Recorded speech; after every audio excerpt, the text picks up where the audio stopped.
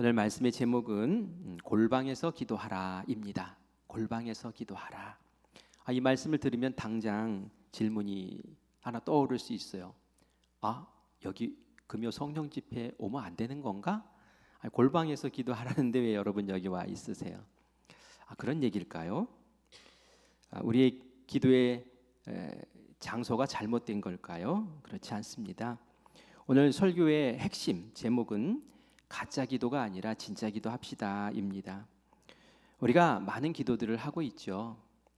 그런데 우리가 하는 이 기도가 진짜인지 아니면 가짜인지 한번 점검해 봤으면 좋겠어요. 그리고 하나님이 받으시는 진짜 기도가 무엇인지 바로 깨닫고 그 기도로 나아가기를 간절히 바랍니다. 제가 어느 식당에서 음식을 맛있게 먹었습니다. 그렇게 먹어도 맛있더라고요. 그런데 다 먹고 나서 앞 사람이 먹을 때까지 좀 기다리면서 식당을 둘레 둘러봤더니 음식 먹는 방법에 대해서 이렇게 적어놓은 게 있더라고요. 근데 그렇게 먹으면 더 맛있을 것 같더라고요. 좀 알았더라면 저렇게 먹었을 텐데 다음에 오면 저렇게 먹어보자 하는 그런 생각을 한 적이 있습니다. 제가 이 말씀을 드리는 것은 오늘 우리가 보는 말씀이 그런 말씀이에요. 우리가 기도하잖아요. 우리가 하나님이 이미 알려주신 기도의 내용도 있어요. 주기도문, 예수님이 직접 알려주신 기도고요. 민수기 6장 24절에서 26절까지의 말씀은 하나님이 이렇게 기도하라고 그러면 복 받는다고 우리에게 알려주신 기도문도 있어요. 그런 기도의 내용도 있는가 하면 이렇게 하면 기도를 잘할 수 있어 라고 하면서 그 방법을 알려주시는 말씀도 있어요. 오늘 우리가 본 말씀은 이렇게 기도해. 그러면 제대로 된 기도, 정말 하나님께서 받으시는 그런 기도 할 수 있어. 혹 잘못된 기도, 엇나간 기도 할 수 있는데 너희들이 제대로 된 기도 좀 해라 하면서 알려주신 말씀이 오늘 이 말씀이라는 거죠. 5절 말씀을 같이 읽어보겠습니다. 같이 읽습니다. 또 너희는 기도할 때에 외식하는 자와 같이 하지 말라. 그들은 사람에게 보이려고 회당과 큰 거리 어귀에 서서 기도하기를 좋아하느니라. 아멘. 아멘. 오늘 우리가 읽은 이 5절 말씀은 위선에 대한 말씀을 하고 있는 거예요. 어떤 사람들이 기도하기를 좋아한대요. 기도하기를 좋아한다고 이야기를 합니다.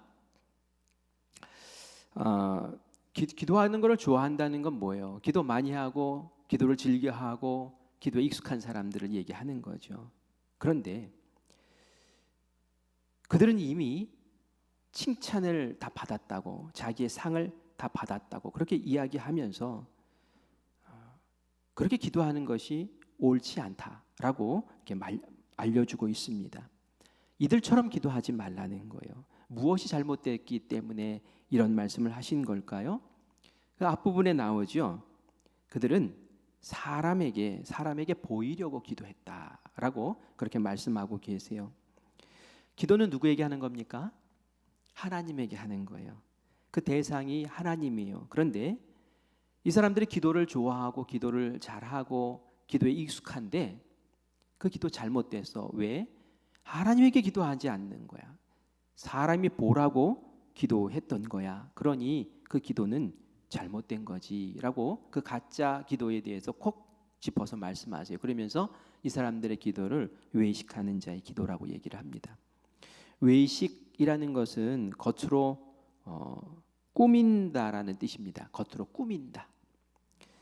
진심은 없어요. 그러나 겉으로 경건한 척하는 거예요. 이 척이 위험한 겁니다. 척. 모르는데 아는 척. 이거 굉장히 위험한 거죠.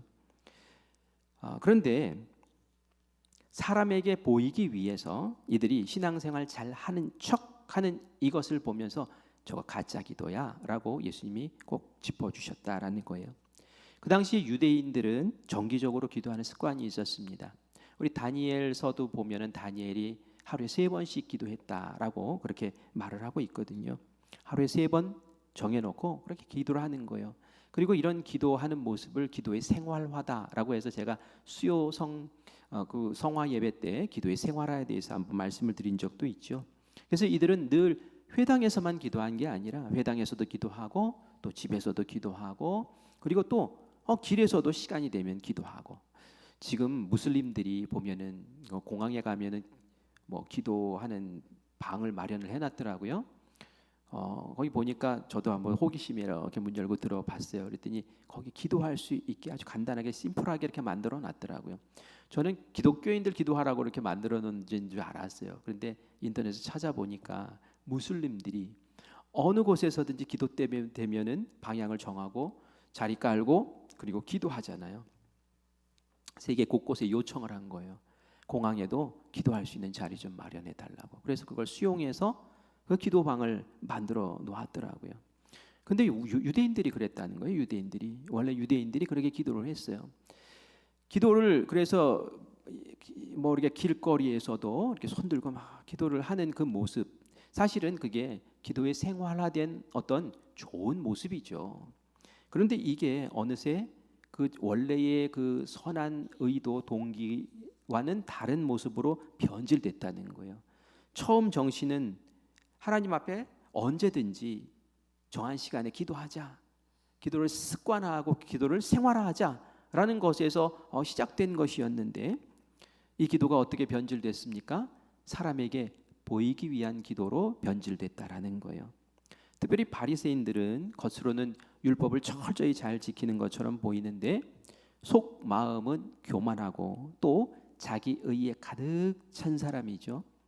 하나님은 그 중심을 보시고 그 중심의 동기를 보시는 분인데 그들의 교만을 아시는 거죠. 어떤 교만이요?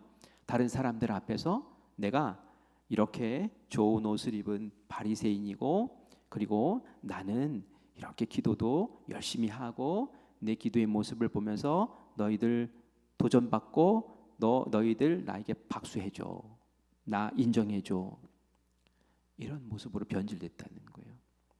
하나님이 그 모습을 보시면서 예수님이 꼭 찍어서 얘기하는 거예요. 그 가짜 기도야, 그 헛기도야라고 말씀하시면서 이미 너희는 하나님으로부터 상 다 받았어라고 얘기를. 하나님 무슨 상을 주셨어요? 상이라는 것은 기도하면 기도의 내용에 대해서 응답받는 게 상이잖아요. 그런데 하나님이 이미 상 주셨다는 거예요. 하나님이 주신 상이 아니에요. 사실은 사람에게 받은 거예요. 사람들이 그 모습 보면서 와, 저 사람은 정말 기도 열심히 하는구나. 저 사람은 어떻게 저렇게 하나님 앞에서 저렇게 길가에서 기도를 저렇게 하시나?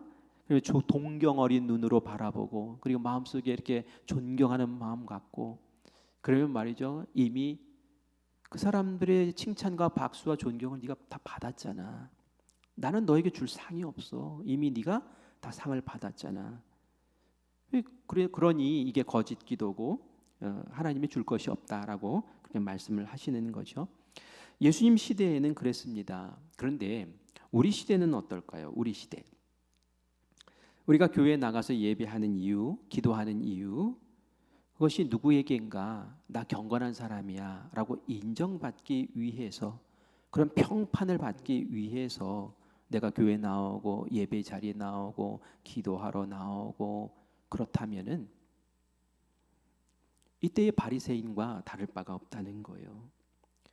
내가 이 자리에 나와서 기도하는 이유는 다른 거 아니에요. 하나님 바라보고 나의 갈급한 심령을 하나님께 온전히 올려드리고 그리고 하나님께서 그 기도 들으시고 응답하시고 내 마음 가운데 내 삶 가운데 역사하시는 그것을 간절히 구하는 그 한 가지 이유인 줄 믿습니다. 만약에 내 마음에 평판을 의식하면서 기도하러 나왔다든지 누구에게 좋은 이야기 듣기 위해서 이 예배 자리에 나왔다든지 그러면 하나님과 무슨 상관이 있는 겁니까? 이미 상 받은 거예요. 그런 사람들은. 그리고 하나님은 말씀하시죠. 너는 위선이야 라고 말씀하세요. 이거 얼마나 끔찍한 일이냐는 거예요. 정말 중요한 것은 뭘까요? 우리가 이 위선의 덫에 걸리지 않도록 늘 깨어서 진짜 기도드리고 진짜 예배드리는 그 모습으로 주님 앞에 나아가야 될 줄 믿습니다. 오늘 이 자리에 계신 분들은 뭐 누구 눈치 봐서 나온 분들 아니죠? 그런 줄 믿습니다. 정말 기도하고 싶어서 나오시고 정말 예수님께 간구할 게 있어서 나오신 분이신 줄 믿습니다. 사실은 제가 오늘 신천 권사님들, 신천 집사님들 카톡방에다가 올렸어요. 4월 20일에 여러분 임직식 합니다. 여러분 예비 권사님들이고 예비 집사님들이신데 임직식을 하기 전에 기도해야 되지 않겠습니까? 하고 이제 올렸어요. 그런데 그걸 보고 목사님이 저렇게까지 하셨는데 찍히지 말기 위해서 여기 나와야 돼 하신 분 혹시 계신가요? 혹여라도 그 마음이 있으셨으면은 오늘 이 시간 이 말씀을 들으면서 얼른 바꾸셔야 돼요. 하나님, 제가 주님 보기 위해서 나왔습니다 하고 마음 바꾸셔야 되는 거예요. 그죠? 하나님 그것을 보시는 거지 억지로 그냥 누구 눈치 보려고, 누구 눈에 걸릴까봐, 목사님에게 어떻게 걸릴까봐, 이건 아니에요. 정말 오늘 이 시간에 우리가 기도할 때 하나님에게 집중하고 주님 앞에 주님만 의식하며 기도하고 그렇게 하면서 주님 앞에 나아가는 귀한 진짜 기도의 용사들이 되시기를 간절히 바랍니다. 기도의 태도에 대해서 예수님이 6절과 7절에 말씀하시는데요. 두 가지를 말씀하세요. 첫 번째, 우리 6절 말씀 같이 읽겠습니다. 시작. 너는 기도할 때에 네 골방에 들어가 문을 닫고 은밀한 중에 계신 네 아버지께 기도하라. 은밀한 중에 보시는 네 아버지께서 갚으시리라. 아멘. 아멘. 기도할 때 어떻게 하래요? 골방에 들어가서 기도하래요. 문 닫고 기도하래요. 은밀한 중에 계신 아버지 바라보며 기도하라고 그렇게 말씀하십니다. 골방이라는 게 뭐예요? 여러분들 집에 골방이 있습니까? 골방이 뭐예요? 제가 찾아봤어요. 안쪽에 있는 방, 창고처럼 쓰는 방, 은밀한 방. 유대인들 가정에는 이런 사적인 공간이 있었다고 합니다.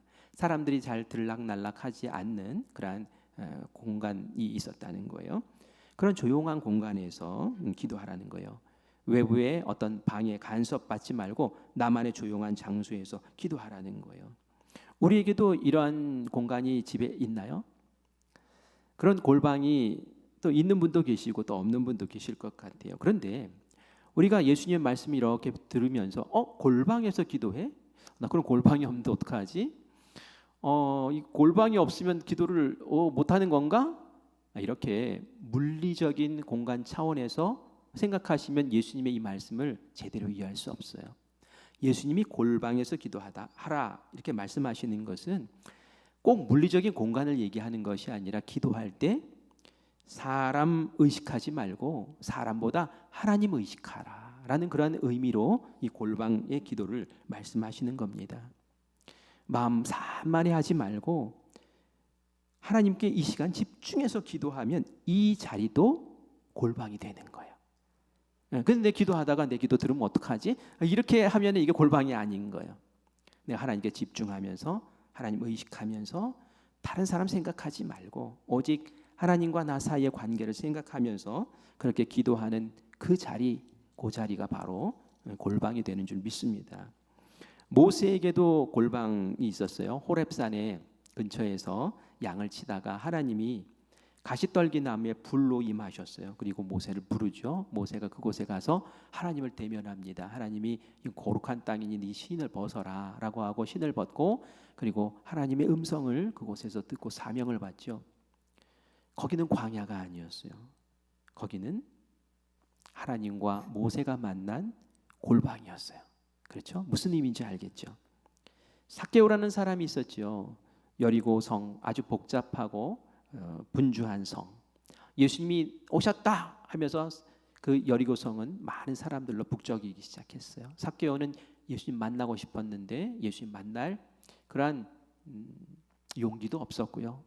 참 부끄러웠어요. 그래서 뽕나무 위에 올라가서 예수님 지나가는 거나 한번 보자 하고 눈여겨주시고 있는데 예수님이 그 뽕나무 아래에서 삭개오를 바라보시면서 내려와라 하시고 또 삭개오와 함께 대화를 나누셔 내가 너희 집에 가마라고 얘기할 때 바로 그 만남의 자리가 골방인 줄 믿습니다. 그게 골방이라는 거예요. 예수님도 나에게 집중하시고 나도 예수님에게 집중하는 그 시간 그 자리 말이죠. 혈루증 앓던 여인도 12년간의 혈루증 때문에 고생을 하다가 부정한 여인이라는 그러한 오명 속에서도 용기 내서 예수님 만나러 가요. 예수님 주변에 얼마나 얼마나 많은 사람들이 있는지 몰라요. 그러나 마지막 남은 힘을 다 쥐어짜서 군중들을 뚫고 예수님의 옷자락을 만지고 예수님부터 능력이 빠져나와 병 싹 시험받는 것을 느끼는 그 순간 예수님이 돌아서서 누가 내 옷자락 만졌어? 하고 물어보시죠. 그때 여인이 접니다 하면서 자기의 자초지종을 말하고 예수님과 대면하는 그 시간, 그 자리, 그것이 골방인 줄 믿습니다.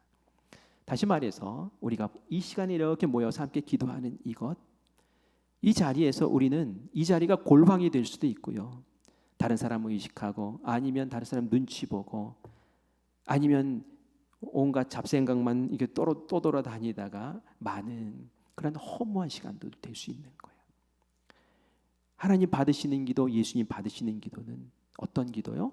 골방에서 하나님과 예수님 집중해서 1대1로 대면하고 그리고 내 속에 있는 것들을 하나님께서 쏟아내며 기도하는 그 자리, 그 기도를 하나님께서 바라시는 줄 믿습니다.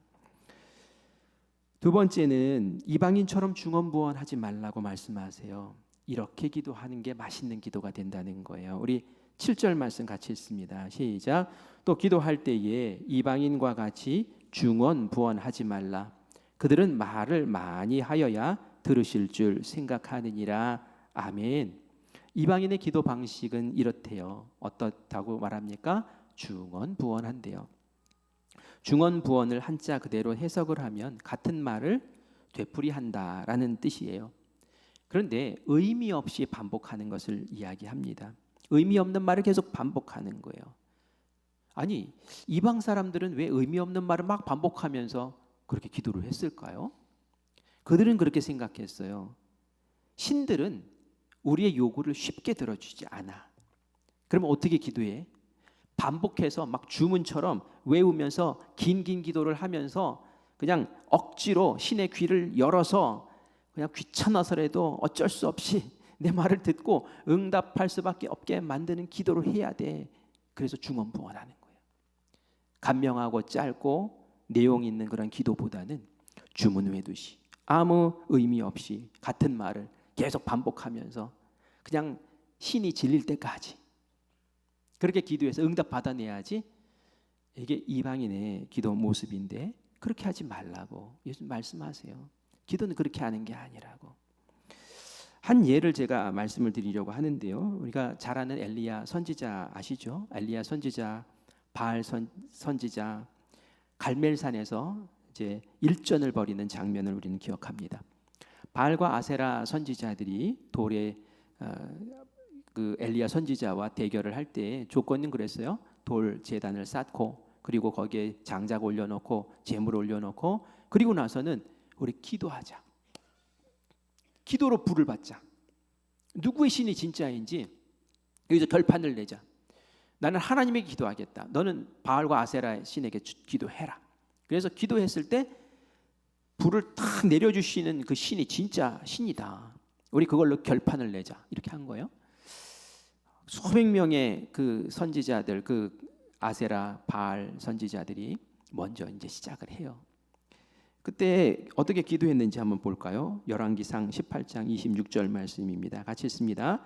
그들이 받은 송아지를 가져다가 잡고 아침부터 낮까지 바알의 이름을 불러 이르되 바알이여 우리에게 응답하소서 하나 아무 소리도 없고 아무 응답하는 자도 없었으므로 그들이 그 쌓은 제단 주위에서 뛰놀더라. 아멘.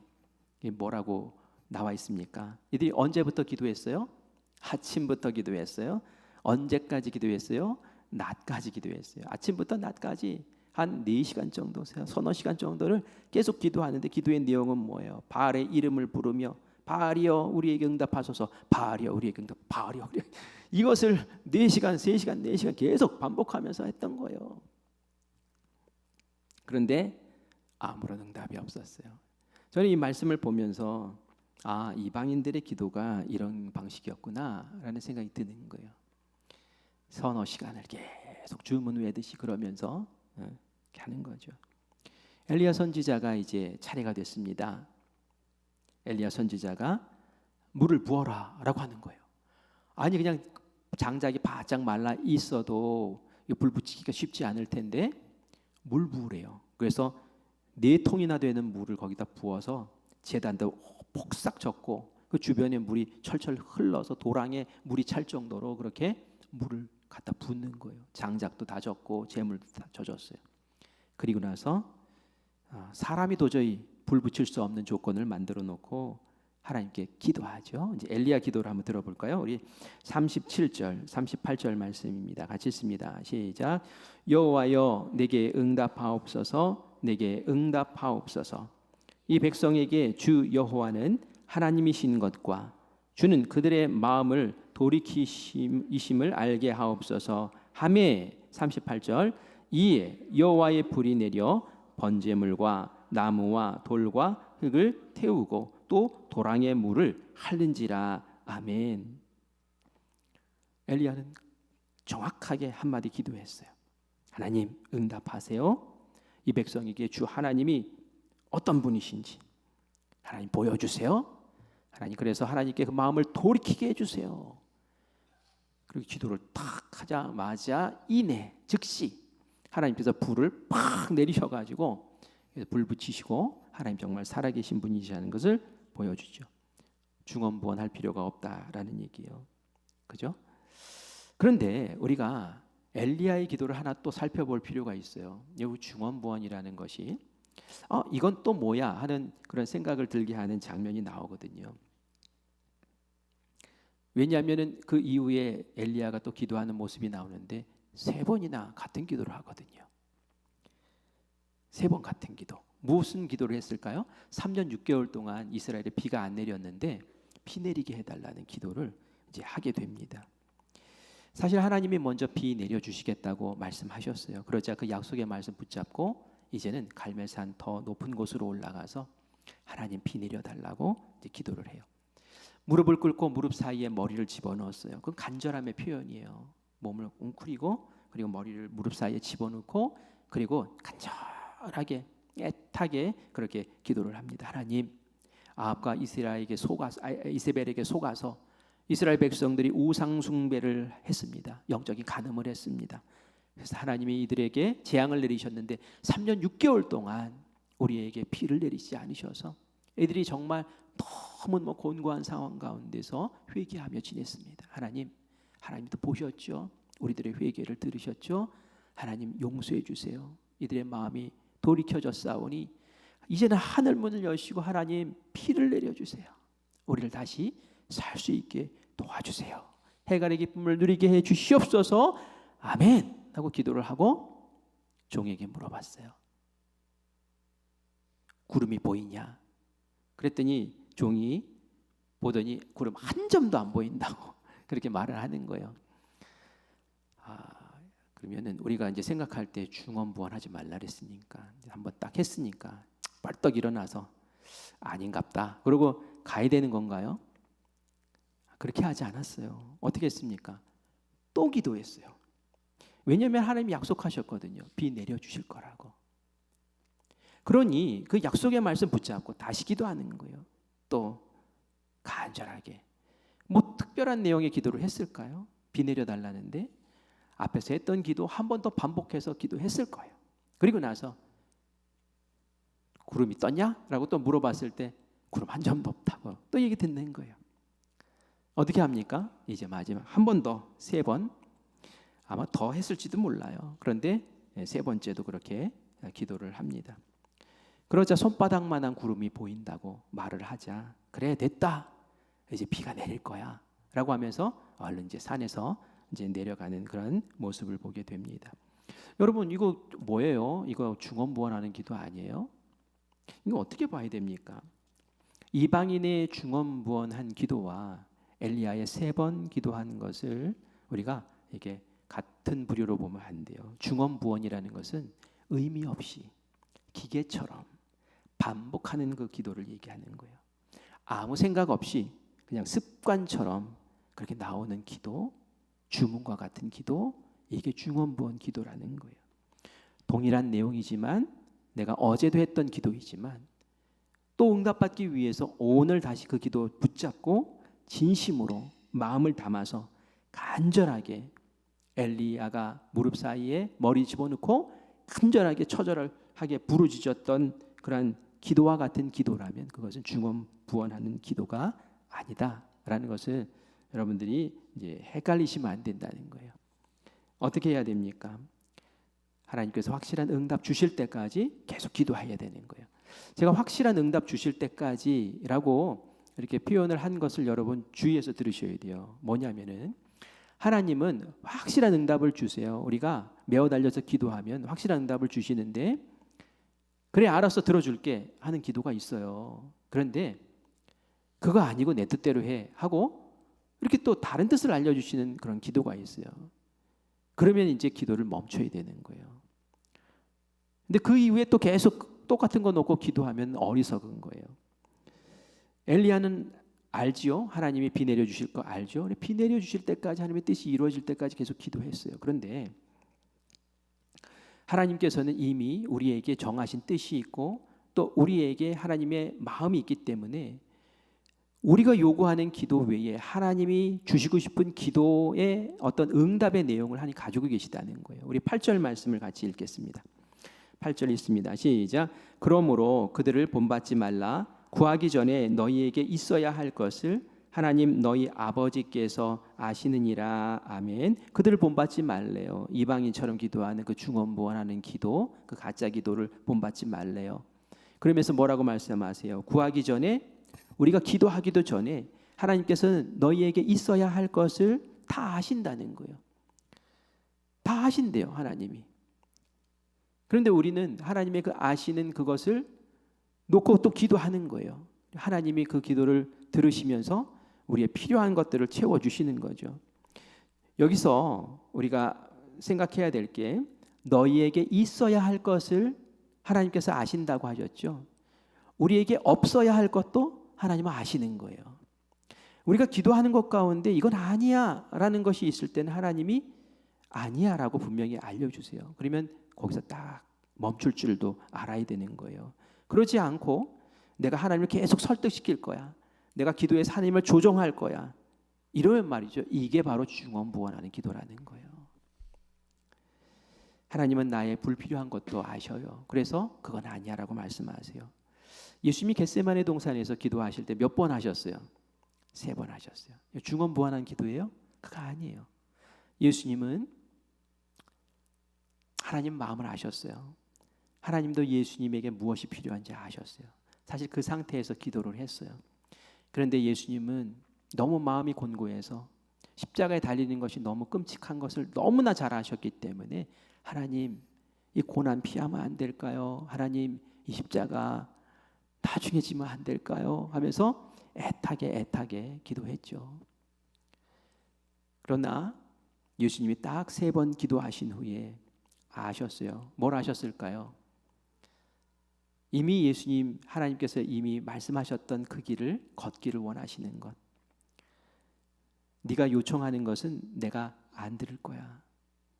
바울이 몸에 가시가 있을 때에 이것 좀 제거해 달라고 했지만 몇 번 기도하다가 아니구나 라고 알고 포기하고 딱 주저앉았던 것처럼 예수님도 피가 땀이 되도록 기도하셨지만 그거 아니야. 너 십자가 져야 돼.